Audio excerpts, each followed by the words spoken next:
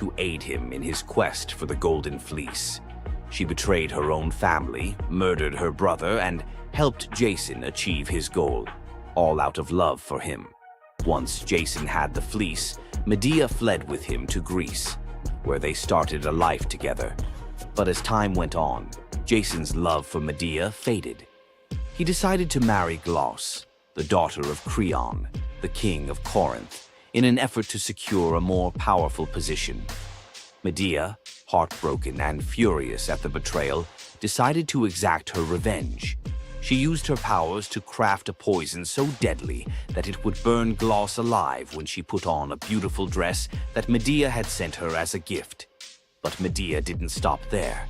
In her grief and rage, she murdered her own children, Jason's children, to ensure he would suffer the most for his betrayal. The pain of losing everything she loved was unbearable, and Medea, having left nothing behind but destruction, fled to Athens, leaving Jason to wallow in his sorrow and regret. Medea's story is a tragic reminder of the destructive power of betrayal and the extreme lengths to which love can drive someone. Sometimes love is not only blind, but it can also lead to devastation and vengeance. Does Medea's vengeance leave you thinking about the darkest side of love? Subscribe for more ancient Greek myths filled with twists, power, and passion. Ever wondered what it would be like to walk through the ancient world and encounter mythical creatures from Greek mythology? Get ready to meet the beasts that shaped legends. In Greek mythology, creatures were more than just beasts. They were symbols of the forces of nature, God's will, and humanity's struggle with the unknown. From the terrifying Minotaur lurking in the labyrinth to the mesmerizing sirens luring sailors to their doom, these creatures were as captivating as they were dangerous. The mighty Hydra, with its multiple heads that regrew each time they were cut off, was a symbol of unstoppable power. The Cerberus, the three-headed dog guarding the gates of the underworld, represented the barrier between life and death. But not all mythical creatures were monsters. The graceful Pegasus, a winged horse born from the blood of Medusa, symbolizes freedom and the pursuit of the heavens. These creatures still live on in our stories, haunting the shadows of ancient Greece and whispering through the winds of time. Which Greek mythological creature fascinates you the most? Share your thoughts and don't forget to subscribe for more legendary tales from Greek mythology. Imagine being one of the greatest hunters in the world, known for your unmatched speed and skill. But despite all your abilities, your destiny is determined by a simple golden apple. Let me tell you the tragic tale of Atalanta, the huntress who couldn't escape her fate. Atalanta was abandoned at birth by her father, Zeus, who didn't want a daughter. Left to die in the wilderness, she was raised by a she-bear, learning to hunt and survive. As she grew, Atalanta became a legendary warrior, her skills in hunting unmatched. But no matter how great she became, she could never escape one thing: her prophecy. A prophecy foretold that Atalanta would only marry a man who could outrun her in a race. As the years went by, many suitors came, eager to win her hand. But Atalanta, fiercely independent, defeated them all. Her speed was unbeatable, and no man could match her skill. Then came Meleager, a brave hero who had heard of Atalanta's strength and beauty. Unlike the others, he didn't boast about his abilities. Instead, he came prepared with a plan. Meleager, knowing Atalanta's curse, asked the goddess Aphrodite for help. She granted him 3 golden apples, which he used to distract Atalanta during their race. As Atalanta raced ahead, confident of her victory, Meleager tossed the apples one by one in her path. The golden apples were so beautiful, they distracted Atalanta just enough to slow her down. In the end, Meleager won the race, and Atalanta was forced to marry him, despite her reluctance to give up her independence. But the story doesn't end in happiness. Atalanta and Meleager's marriage was plagued with regret. Atalanta, still driven by her need for freedom, felt trapped by the very love she couldn't escape. And in the end, Meleager, whose destiny was also marked by the gods, tragically died before she could ever truly be free. Atalanta's story is a tale of love, fate, and the clash between personal destiny and desire. Despite her unmatched strength and independence, her fate was sealed by love, and her story remains a tragic reminder of how even the most powerful can be brought down by what they cannot control. If Atalanta's bittersweet story of fate and love left you in awe, subscribe for more untold Greek myths and the heroes who shaped the ancient world. You've heard of a goddess whose beauty was unmatched. But what if I told you that her beauty wasn't what it seemed? In fact, her allure led to some of the darkest consequences in ancient myth. This goddess, adored by many, held the power to captivate anyone with a mere glance. She was so beautiful that her charm could sway the gods, kings, and mortals alike. But this beauty came with a deadly price. The goddess we're talking about is none other than Aphrodite, the Greek goddess of love and beauty. While she is often depicted as the epitome of grace, sensuality, and allure, her beauty was more of a curse than a gift.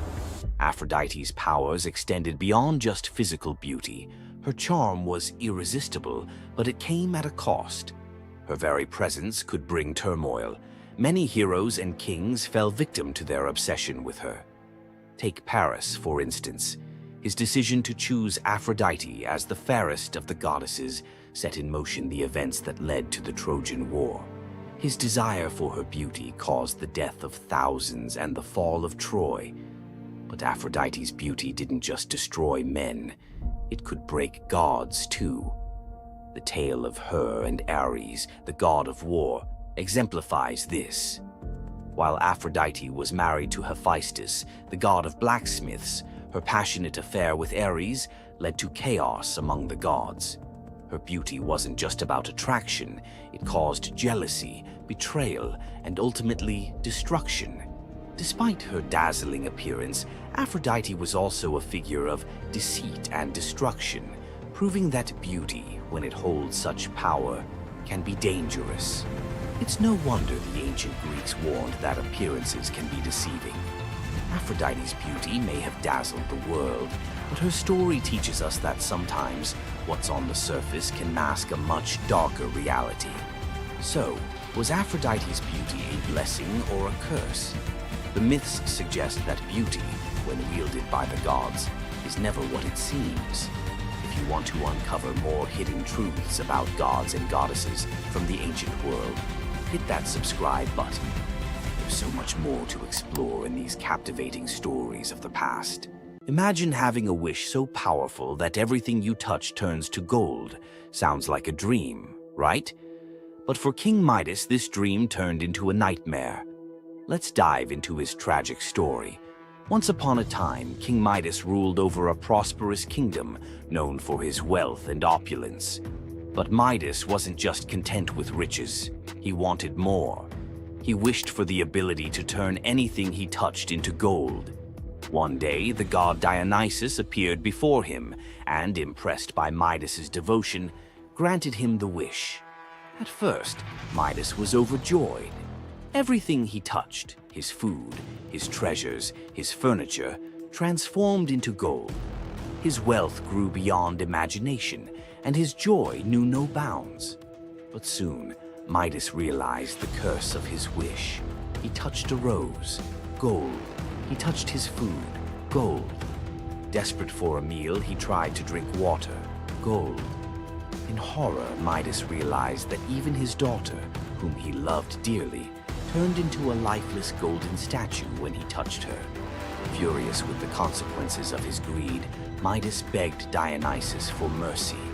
The god, seeing the king's suffering, told him to wash in the river Pactolus. And in that moment, Midas's golden touch was taken away. The river's waters, now imbued with Midas's curse, carried gold downstream, forever tainting the land. King Midas's story is a reminder that greed often blinds us to the consequences of our desires. His once prized gift became his greatest curse, teaching us that not all treasures are worth the price. If King Midas's tale of power and greed left you thinking, make sure to subscribe for more epic Greek myths and their timeless lessons. Stay tuned for more stories of fate, love, and the gods' wrath. Imagine a woman so terrifying that a single glance from her could turn anyone into stone. Medusa, a name that echoes through history as a monster, a villain, and a symbol of pure horror. But what if everything you thought you knew about her was wrong? Medusa wasn't always a monster. Her story is one of betrayal, injustice, and a curse she never deserved. She wasn't born a villain. She was made into one by the gods themselves. But even as a victim, she found a way to turn her tragedy into power. Today, we'll unravel the myth of Medusa and discover the deeper truth behind her story. From her tragic origins to her transformation into a feared Gorgon, to her epic confrontation with Perseus. This is the tale of Medusa like you've never heard it before. Long before the snakes, before the curse, Medusa was a mortal woman of extraordinary beauty. She wasn't born a monster. She was born human, the daughter of the sea gods, Phorcys and Ceto. While her sisters, Stheno and Euryale, were immortal Gorgons, Medusa stood apart as the only mortal among them. But it wasn't her mortality that set her apart. It was her beauty. Medusa's golden hair, radiant complexion, and striking eyes captured the attention of everyone, even the gods. She served as a priestess in the temple of Athena, goddess of wisdom and war, vowing to remain pure and devoted to the goddess. This is where her life took a tragic turn. According to the myth, Poseidon, the god of the sea, became infatuated with Medusa. Overcome by desire, he pursued her relentlessly, and one fateful day he cornered her in Athena's temple. Medusa, defenseless, could not escape his wrath. But instead of protecting her, Athena turned her fury against Medusa. The goddess, enraged by the desecration of her temple, cursed Medusa for what had happened, punishing the victim instead of the perpetrator. Athena's curse transformed Medusa into a Gorgon, a being so hideous that no one could bear to look at her. Her golden hair turned into a nest of venomous snakes, and her eyes became so powerful that a single glance could turn living creatures to stone. This moment defined Medusa's new existence. Once revered for her beauty, she was now feared and hunted as a monster. But beneath the horror of her transformation lay a deeper question. Was Medusa truly cursed, or had she been given a weapon to defend herself in a world that had betrayed her? Medusa fled from civilization, retreating to a remote island where she lived in solitude. Here she came to terms with her new form and the terror it inspired. The snakes in her hair hissed constantly, and her reflection, once a source of pride, was now a weapon she couldn't dare to look at. But the world wouldn't let her rest. Tales of the monster of the island spread across Greece, and soon warriors came seeking glory by trying to slay her. None succeeded. Each challenger who entered her domain fell victim to her petrifying gaze, their bodies forever frozen in stone. Medusa's life became one of survival, fending off those who sought to destroy her while grappling with the isolation of her curse. She was trapped in a cycle of violence she didn't choose, but couldn't escape. As the years passed, Medusa's story became twisted. In the eyes of mortals, she was no longer the victim of a cruel curse, but a monster to be feared. The tragic young woman was lost to legend, replaced by the image of a terrifying villain. Enter Perseus, a young demigod with a destiny to fulfill. Tasked with bringing back Medusa's head as proof of his strength, Perseus embarked on a perilous journey to find her. But unlike the warriors before him, Perseus wasn't relying solely on his skill. He had the favor of the gods. Athena and Hermes provided Perseus with gifts to help him on his quest. Winged sandals to fly, a reflective shield to avoid Medusa's gaze, and a sword sharp enough to cut through anything. Most importantly, he was given a magical bag to safely carry her severed head. Perseus's journey to Medusa's lair was filled with danger, but none compared to the final challenge, facing the Gorgon herself.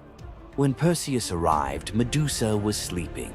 For the first time in years, she looked peaceful, an almost human reminder of who she once was. But Perseus couldn't afford to hesitate.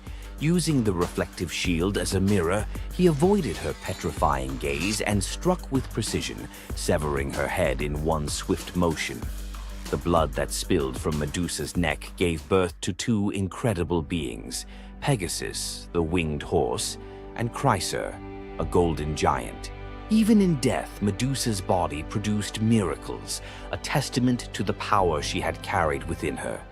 Perseus carried Medusa's severed head back to Greece, where it became both a trophy and a weapon.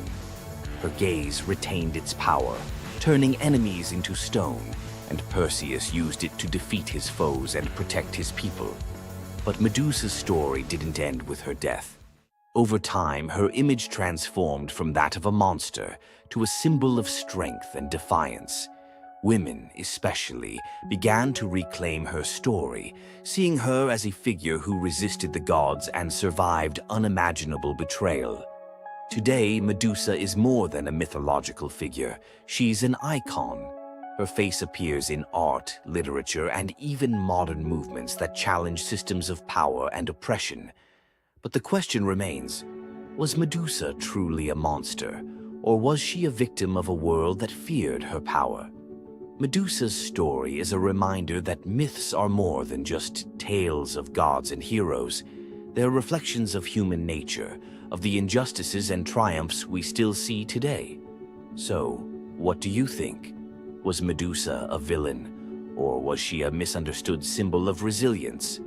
Leave your thoughts in the comments. Give this video a like if you found her story as fascinating as we did. And don't forget to subscribe to the channel for more deep dives into the myths and legends that continue to shape our world. Until next time, keep questioning, keep exploring, and keep looking beyond the surface. We all know Zeus, king of the gods, whose power seems absolute. If there's an ancient force even he won't cross. This is the story of how Zeus was humbled by the goddess of night herself, Nyx. Long before Zeus, there were primordial gods who were the universe's core forces. The most powerful was Nyx. Born from chaos, she is the night. Her domain is the inescapable shadow that falls over the world, and her children are forces like Hypnos, god of sleep, and Thanatos, god of death. Our story starts during the Trojan War. A furious Hera wanted to help the Greeks against Zeus's orders. To do it, she needed Zeus asleep. She went to Nyx's son, Hypnos, with an irresistible offer: put the king of the gods into a deep slumber. Hypnos was terrified. He'd helped Hera once before, and when Zeus woke up, his rage was legendary. He hunted Hypnos, ready to hurl him into the sea. The desperate god of sleep fled to his mother, Nyx. When Zeus arrived, he stopped dead. Unwilling to offend the ancient knight, he retreated. Despite the memory, Hera's new offer was too good to pass up. Hypnos put Zeus to sleep, and Hera got her wish. But this story from Homer's Iliad isn't about the trick. It reveals Zeus's deep, reverent fear of offending night. Nyx's power isn't about force. It's her very essence, a cosmic order he dared not challenge. The clash between Zeus and Nyx wasn't a battle of thunder and shadow, but of authority versus primordial power. Nyx's presence alone was enough to remind Zeus that even he has limits. The brilliant order of the day must always give way to the profound mystery of the night. If you enjoyed this trip into mythology's shadows, like this video and subscribe for more. Comment below on which primordial deity you want to see next. Centaurs, half man, half horse, heroes or savages? Think you know the full story? Wait until you uncover the darker side of these iconic creatures. Watch till the end to discover what ancient myths don't tell you about the centaurs. In Greek mythology, centaurs were seen as both wild and noble beings. They were often depicted as powerful warriors, famous for their strength and skill in battle. But what if the truth behind them was far more sinister than anyone imagined? While some centaurs, like Chiron, were revered for their wisdom and kindness, many others were violent, uncontrollable creatures. These savage centaurs were known for their drunken brawls and uncontrollable rage. The most infamous event? The Battle of the Lapiths and Centaurs, where they fought against the Lapiths during a wedding feast, leading to a massacre of both men and women.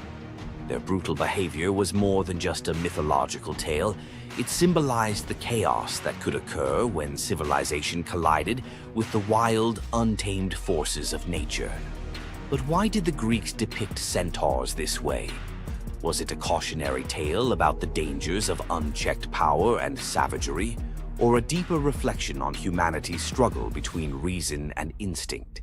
The darker truth behind the centaur myth might just hold the key to understanding the wild, primal side of ancient Greek culture. Centaurs are more than just mythical beasts. They represent the conflict within us all. If you're fascinated by the hidden truths of ancient myths, don't forget to subscribe for more dark stories from Greek mythology. Every Monday you log on. Every quarter you hit your targets. Every year you get a new set of KPIs, and every time the boulder rolls right back down the mountain. You feel trapped in a cycle of meaningless repetition. You call it the 9-to-5 grind. The ancient Greeks